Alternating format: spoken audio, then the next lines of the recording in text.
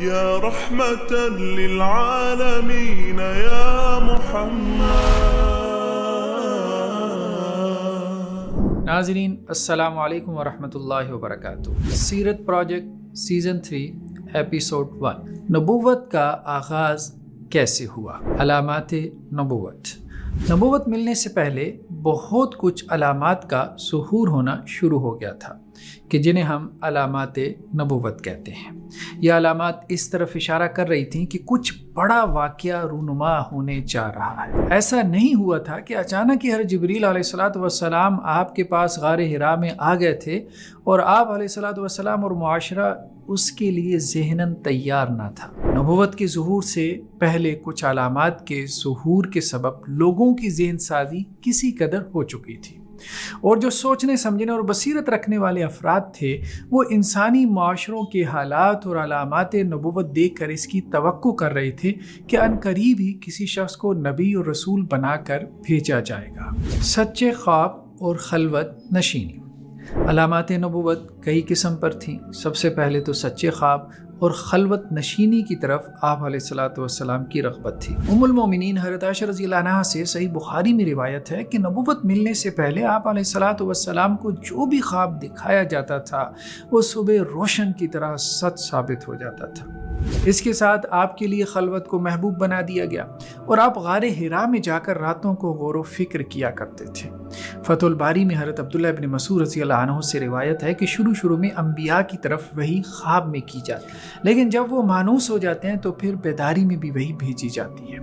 صحیح مسلم کی ایک روایت کے مطابق آپ علیہ السلام نے بندہ مومن کے خواب کو نبوت کا 46واں حصہ قرار دیا ہے. صحیح بخاری کی ایک روایت میں ہے کہ قیامت کے قریب اہل ایمان کے خواب جھوٹے نہ ہوں گے.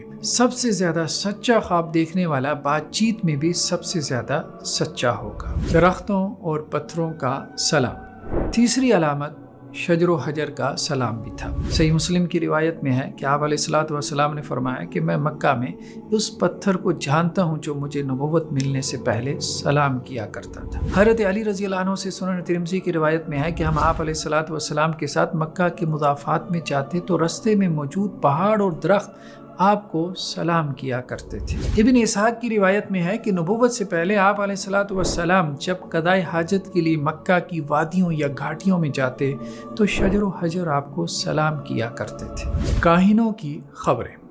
چوتھی علامت کچھ اخبار تھیں جو کاہنوں، یہودیوں اور حنفاء کی طرف سے عام ہو رہی تھیں. نبوت سے پہلے کاہنوں میں یہ خبریں عام ہونے لگیں کہ آسمانوں پر پہرے بٹھا دیے گئے ہیں. کہانت اس دور کا باقاعدہ ایک منظم ادارہ تھا جو تقریباً ہر بڑے مذہب میں موجود تھا. اس ادارے کے ذریعے مستقبل کے بارے وہ خبریں نشر کی جاتی تھی جو کاہن اپنے خادم جنات سے حاصل کیا کرتے تھے. یہ جنات آسمانی دنیا پر چڑھ جاتے اور فرشتوں کی آپسی کی باتوں کی سنگن لینے کی کوشش کیا کرتے تھے. جب کبھی فرشتوں کی کوئی بات ان کے کان میں پڑ جاتی تو نیچے آ کر اپنے کاہن سرداروں کو اس کی اطلاع کیا کرتے اور وہ ایک بات سے پوری کہانی بنا کر نشر کر دیا کرتے تھے. نبی کریم صلی اللہ علیہ وسلم کی آمد سے پہلے آسمانوں پر سخت پہرے بٹھا دیے گئے تھے تاکہ جنات اور شیاطین فرشتوں سے خبریں سن کر نیچے کاہنوں تک نہ پہنچا دیں. آپ علیہ السلام کی بعثت سے پہلے بھی آسمانوں پر فرشتوں کے پہرے موجود تھے جیسا کہ قرآن مجید کی آیت میں اشارتاً موجود ہے، لیکن سخت پہرے نہ تھے اور اس کی حکمت آزمائش تھی کہ جس کے لیے انسانوں کو پیدا کیا گیا تھا. حضرت عبداللہ بن عباس رضی اللہ عنہ سے صحیح مسلم میں روایت ہے کہ کچھ اصحاب رسول اللہ صلی اللہ علیہ وسلم کے ساتھ بیٹھے تھے کہ ایک شہاب ثاقب دکھائی دیا. اس پر آپ علیہ السلام نے فرمایا کہ جب اللہ سبحانہ و تعالیٰ کوئی حکم جاری فرماتے ہیں تو حاملین عرش فرشتے تسبیح بیان کرتے ہیں. اس کے بعد سب سے اوپر والے آسمان کے فرشتے اللہ کی تسبیح بیان کرتے ہیں یہاں تک کہ وہ تسبیح سب سے نچلے آسمان تک پہنچ جاتی ہے. اس کے بعد حاملین عرش فرشتوں کے قریب والے فرشتے ان سے پوچھتے ہیں کہ رب سبحانہ و تعالیٰ نے کیا فرمایا، تو وہ انہیں خبر دیتے ہیں کہ ان کے رب نے کیا کہا ہے، یہاں تک کہ یہ خبر سب سے نچلے آسمان تک پہنچ جاتی ہے. آسمان دنیا تک رسائی رکھنے والے جنات اس خبر میں سے کوئی بات اچک لیتے ہیں اور اپنے کاہنوں کے کانوں میں ڈال دیتے ہیں. ان جنات کو فرشتوں کی طرف سے آگ کے کوڑے مارے جاتے ہیں. جو خبر وہ صحیح پہنچا دیتے ہیں تو وہ سچ ثابت ہو جاتی ہے، لیکن وہ اس میں جھوٹ ملاتے اور اضافہ کرتے ہیں۔ حافظ ابن حجر رحمہ اللہ نے صحابہ کرام کے احوال زندگی پر اپنی کتاب الاصابہ میں لکھا ہے کہ دور جاہلیت کے ایک مشہور کاہن سواد بن قارب الدوسی حضرت عمر رضی اللہ عنہ کے پاس آئے اور اپنا عجیب قصہ سنایا کہ وہ دور جاہلیت میں ایک دن سو رہے تھے کہ کوئی ان کے پاس آیا اور ان کے پاؤں کو ضرب لگائی اور کہا کہ سواد اٹھو، لؤی بن غالب کے قبیلے میں ایک رسول آ چکا ہے۔ حضرت سواد اٹھ گئے تو اس نے پیٹھ پھیر لی اور جاتی ہوئی اشعار کہے کہ مجھے جنات اور ان کی خبروں پر حیرت ہو رہی ہے اور ان اونٹوں پر بھی جو بوجھوں سے لدے ہیں اور یہ سب مکہ کی طرف سفر کر رہے ہیں تاکہ ہدایت پا سکیں، اور بے شک مکہ کے مومن اور کافر برابر نہیں ہیں۔ حضرت سواد یہ اشعار سن کر پھر سے سو گئے۔ وہ شخص دوسری مرتبہ آیا اور انہیں نیند سے بیدار کر کے وہی کلام دہرایا، وہ پھر سے سو گئے۔ وہ تیسری مرتبہ آیا اور اس نے یہی کلام دہرایا اور ساتھ میں یہ بھی کہا کہ بنو ہاشم کے منتخب شخص کی طرف سفر کرو اور اس کا چہرہ دیکھ کر اپنی آنکھوں کو ٹھنڈک بخشو۔ حضرت سوار رضی اللہ عنہ کہتے ہیں کہ میں اونٹ پر سوار ہو کر مکہ آیا تو آپ کی نبوت کا ظہور ہو چکا تھا۔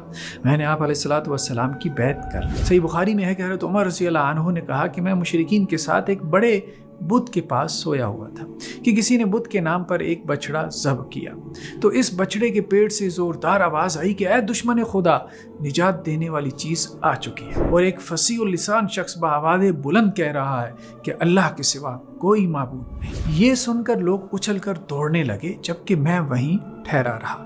اس کے بعد دوبارہ بچڑے کے پیٹ سے وہی آواز سنائی دی، اور اس واقعے کو تھوڑا ہی وقت گزرا تھا کہ آپ علیہ الصلوۃ والسلام کے بارے کہا جانے لگا کہ یہ اللہ کے نبی ہیں۔ یہودی علماء کی خبریں۔ کاہنوں کے علاوہ یہودی علماء بھی آپ کی آمد کی خوشخبری سنا رہے تھے۔ ابن اسحاق کی روایت میں ہے کہ بنو عبد اشہل جو کہ اوس قبیلے کا ایک خاندان تھا، اور حضرت سعد بن معاذ رضی اللہ عنہ ان کے سرداروں میں سے تھے کہ جن کی وفات پر عرش الہی ہل اٹھا تھا۔ انہی کے بارے روایات میں ہے کہ اگر قبر کی بھینچنے سے کسی کو استثناء ہوتا تو سعد کو ہوتا رضی اللہ عنہ۔ بنو عبد اشہل کے پڑوس میں ایک یہودی نے انہیں باس بعد الموت اور جزا و سزا کے بارے بتلایا تو انہوں نے انکار کیا اور پوچھا کہ اس کی دلیل کیا ہے۔ اس نے مکہ اور یمن کی طرف اشارہ کرتے ہوئے کہا کہ اس علاقے سے ایک نبی آنے والا ہے جو اس بات کی خبر دے گا۔ پھر آپ علیہ الصلوۃ والسلام کو ظہور ہوا تو ہم ایمان لے آئے، لیکن وہ یہودی ایمان نہ لایا۔ ہم نے اسے کہا کہ تم نے خود ہی ہمیں یہ کہا تھا۔ اس نے کہا کہ کہا تو تھا لیکن یہ وہ شخص نہیں ہے۔ ابن اسحاق کی روایت میں ہے کہ ایک یہودی ابن الحیبان بنو ہدل میں سے تھا۔ بنو ہدل بھی یہودی قبیلہ تھا جو بنی لاوی سے تعلق رکھتا تھا۔ اسی قبیلے سے سالبہ بن سایہ، اسید بن سایہ اور اسد بن عبید نے کہا کہ یہ ایک شامی یہودی تھا جو بہت نیک تھا، اور اس کے جیسی نماز ہم نے کسی کی بھی نہیں دیکھی تھی۔ ہم قحط سالی میں اس سے دعا کرواتے تھے تو اس کی دعا کے سبب سے فوراً بارش ہو جایا کرتی تھی۔ وہ ہمیں دعا سے پہلے لازم طور صدقہ کرنے کا حکم دیتا تھا۔ اس نے اپنی موت سے پہلے کہا تھا کہ میں سرزمین شام سے یہاں آخری نبی کی تلاش میں آیا ہوں، اور یہی اس نبی کی ہجرت کا مقام ہے۔ بنو قریظہ کے محاصرہ کے وقت ان نوجوانوں نے بنو قریظہ کو ابن الحیبان یہودی کی باتیں یاد کروائیں، لیکن بنو قریظہ نے انکار کر دیا اور کہا کہ یہ وہ نبی نہیں ہے۔ حنفاء کی خبریں۔ حنفاء کی جماعت نے بھی نبوت کی خبریں دی۔ حنفاء اہل مکہ اور گرد و نواح کی وہ جماعت تھی جو دور جاہلیت میں بھی دین ابراہیمی پر قائم تھی۔ یہ بتوں کی عبادت نہیں کیا کرتے تھے اور نہ ہی ان کا نذرانہ کھاتے تھے۔ ورقہ بن نوفل اور زید بن عامر بن نفیل حنفاء کی جماعت سے تعلق رکھتے تھے۔ یہ دونوں حضرات دین حق کی تلاش میں مکہ سے عراق اور شام کی طرف نکلے تھے، لیکن انہیں واپس اسی طرف جانے کا مشورہ دیا گیا کہ جہاں سے وہ آئے تھے، یعنی مکہ میں موجود دین ابراہیمی کی طرف۔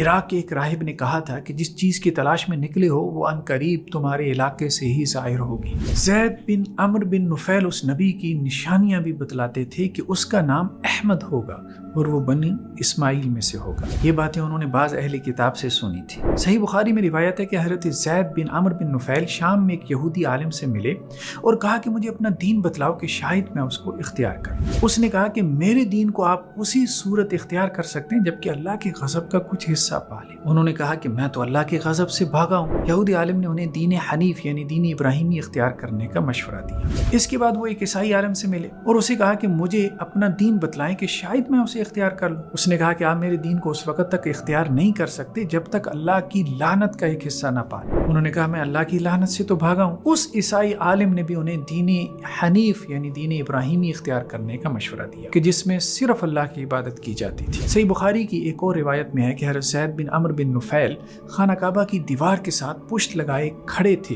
اور کہہ رہے تھے کہ اے قریش کے لوگوں، اللہ کی قسم میرے علاوہ تم میں سے کوئی بھی دین ابراہیمی پر نہیں ہے۔ اس روایت میں یہ بھی ہے کہ وہ قریش کو اپنی بچیوں کو زندہ درگور کرنے سے منع کیا کرتے تھے اور کہتے تھے کہ اپنی بچیاں مجھے دے دو، میں ان کی کفالت کر لوں گا۔ صحیح بخاری کی ایک اور روایت میں ہے کہ وہ بتوں کا ذبیحہ کھانے سے انکار کر دیا کرتے تھے۔ قس بن ساعدہ ایادی کے جن کے خطبات بڑے معروف ہیں اور اس کی نثر کا حصہ جائز جیسے نثر نگار نے بھی بیان کیا، وہ اوقات کے بازار میں خطبہ دیا کرتے تھے کہ ایک نئے دین کا ظہور ہونے والا ہے، جو اسے پا لے گا، قبول کر لے گا تو وہ مبارک بات ہے، اور جو پا کر قبول نہ کرے تو وہ برباد ہو جائے۔ بعض نے کہا کہ قس بن ساعدہ حنیف تھے اور بعض نے نجران کے گرجے کا پادری بھی لکھا ہے۔ یہ قس بن ساعدہ نبوت کی خبر دیتے تھے۔ اس کی وفات 600 عیسوی میں ہوئی تھی۔ حضرت سلمان فارسی رضی اللہ عنہ بھی فارس سے یثرب کی طرف یعنی مدینہ النبی کی طرف نبی آخر الزماں کی تلاش میں ہی نکلے تھے۔ وہ مجوسیت سے عیسائیت میں داخل ہوئے اور دین حق کی تلاش میں فارس سے شام، شام سے عراق، عراق سے ترکی اور پھر ترکی سے واپس مدینہ پہنچے تھے۔ جاری ہے۔ جزاکم اللہ خیرہ۔ السلام علیکم ورحمۃ اللہ۔ یا رحمتا للعالمین یا محمد